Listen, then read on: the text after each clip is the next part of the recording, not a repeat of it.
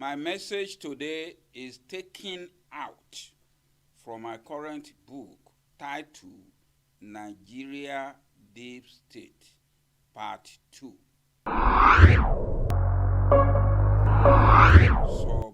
Subtitle TINUBU BARBERSHOP. What is the Nigerian deep state? The term deep state describes a hidden but organized structure within government. Organized structure within government institutions where unelected officials exercise power beyond democratic control, operating without accountability to elected leaders and the people. They operate without regard to laws or citizens. In Nigeria, this deep state does not hide in their operation. They wear uniforms. Some of them wear uniforms. They carry government ID. They sign official documents. And they operate openly inside the port, in the ministry, in police stations, regulatory agency, law enforcement agency. So this my book exposes how Nigerian federal civil servants, especially within the port operations, operate.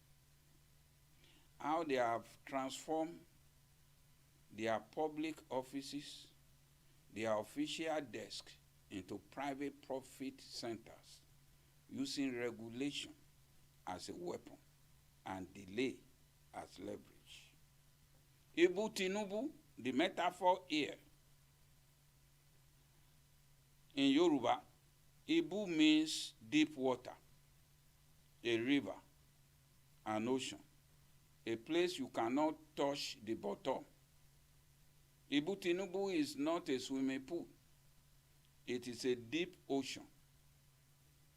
Once an importer steps into Tinkan Island port, he enters TINUBU system, where 23 government agencies, alongside terminal operators and shipping companies, circle an importer like sharks. You do not swim out clean. You swim out bleeding. Nigeria government offices is like a barber shop. TINUBU barber shop. You enter with your head full of hair. You leave bald. After the government officials have scraped off your hair through bribery and corruption. The barber is not one-man character.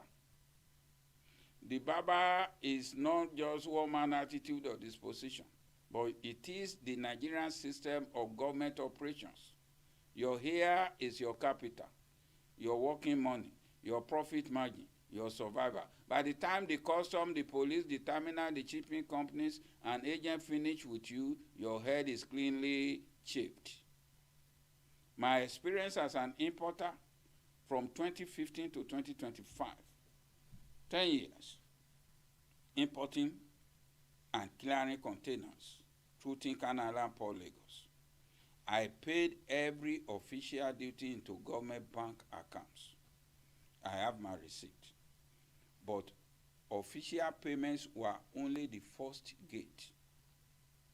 Behind it stood ransom collectors, the civil servants, who demand cash before files could move, before inspection could happen, before containers and releases, even before releases of container could be signed. In Nigeria, ransom collected in the forest is called kidnapping. Ransom collected in government offices is called bribery. The effect is the same. Nigerian government officials operate a ransom economy. Do you hear me? Ransom economy against his own people who desire to invest in Nigeria economy through importation into Nigeria through the Nigeria Customs Service system. For every 10 million paid officially as custom duty, importers pay an additional 10% or more as bribe, distributed across Nigeria Customs Service. Nigeria Drug Enforcement Agency, the police, CIAU, NAFDAC, NDLEA, NPA, NAQS, SS, terminal officials, shipping line intermediary, they gather themselves together, multiply this across trillions of naira in official revenue, and you begin to see the scale of unreported private extraction from the same importers that are paying trillion of naira to the government accounts. Over and above the trillions of naira, the custom celebrates as trillions of revenue remitted to the federal government accounts. The other trillions they collected in their own private pockets. No one reports the trillions collected privately. Containers importation to Nigeria has become an hostage taking by the custom official. A container in Nigeria is not cargo, it is a hostage. Official delay clearance deliberately, knowing that demurrage runs daily, including weekends, public holidays and religious shutdowns. Custom offices close for prayers. Demurrage never closes. An importer who refuses to negotiate, watches charges rise from 100,000 per day to millions until you surrender. Your surrender will have to become inevitable because demurrage is counting every day. This is not inefficiency by Nigerian government official. It is a design to collect money from the importers as a ransom payment, which in Nigerian language is referred to as bribe. Bandits in the forest, bandits in offices. That's how Nigerians operate. So I'm asking here now, if you are listening to me, I'm asking a painful question. What is the difference between Boko Haram and corrupt port officials? Both hold victims hostage. They demand payment. They use fear as leverage. They destroy livelihoods. One operates in the bush, the other operates in the air-conditioned offices, collecting bribes, though they have Quran on their desks and Bible on their desk. Custom agent. You can ask me, but don't you have an agent? Your agent will prevent that. But whose agent? License clearing agents do not represent importers. They represent officers. Their role is to negotiate bribe between the importer and the government officials. They fabricate documents. They share proceed with custom officers and government agencies.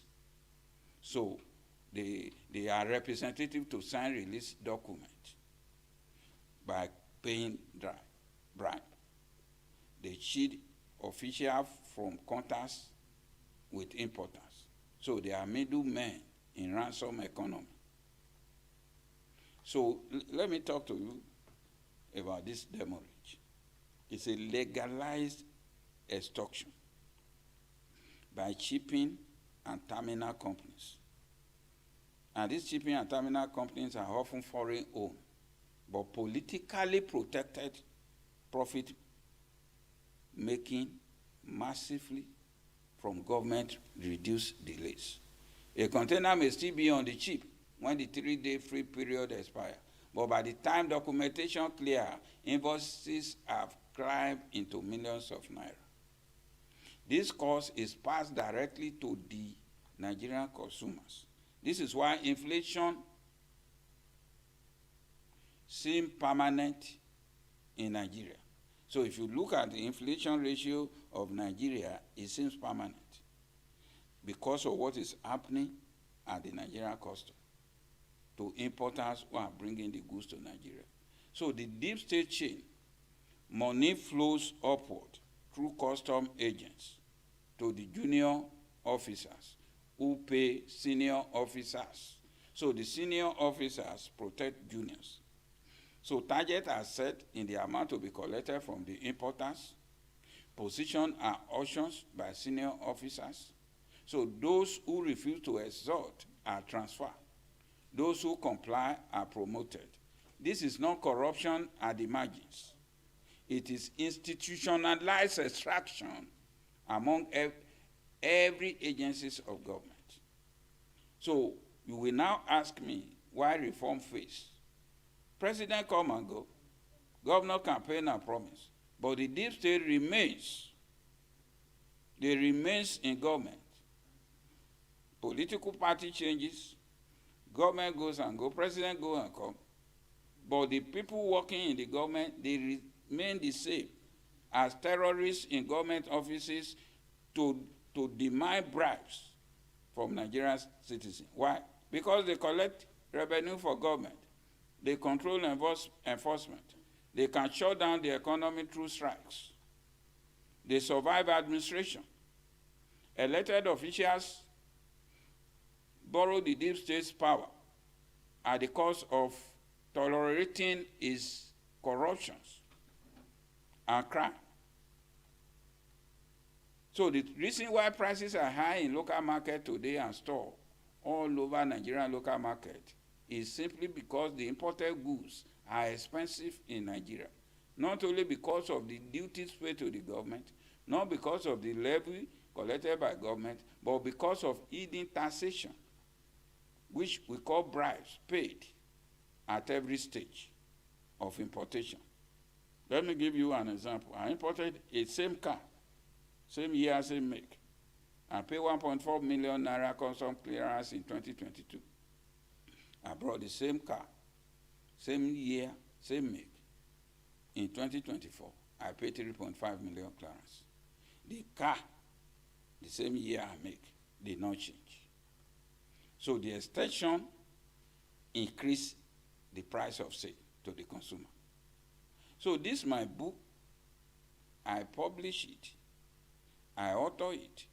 I wrote it.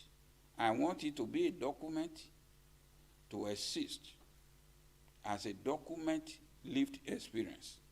So I did not publish the book to criticize anybody. This is not a book that is criticizing a system. So my book named The System. It explained inflation honestly. It exposed the deep state, and it can provoke reform. So I'm not begging by talking to you or writing to you. I'm not begging anybody for sympathy. I am demanding accountability. So if terrorism deserves punishment, then financial terrorism in government offices deserves justice. Nigeria cannot defeat bandits in the forest while protecting bandits operating in government offices.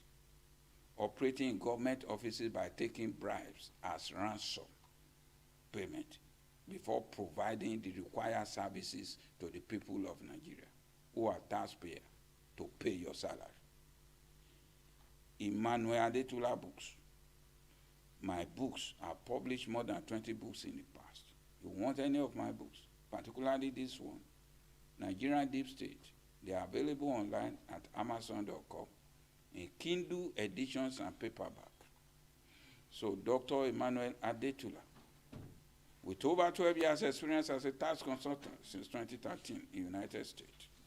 He's also a negotiator, mediator, and dispute resolution consultant with certificates and diploma in negotiation, mediation, dispute resolution, conflict management, and development from Cornell University, New York, Pepperdine University School of Law, Malibu, California, La Sierra University, Riverside, California, and United States Institute of Peace Academy, Washington, D.C. You can contact me. Emmanuel Adetun at my US office 310-292-1147 or at 323-901-8145. Or international call can go through to me through WhatsApp +234-814-589-1984 or email me at tulantas@gmail.com or see us through Common Sense Radio TV Network www.ccnradiofm.com. Thank you.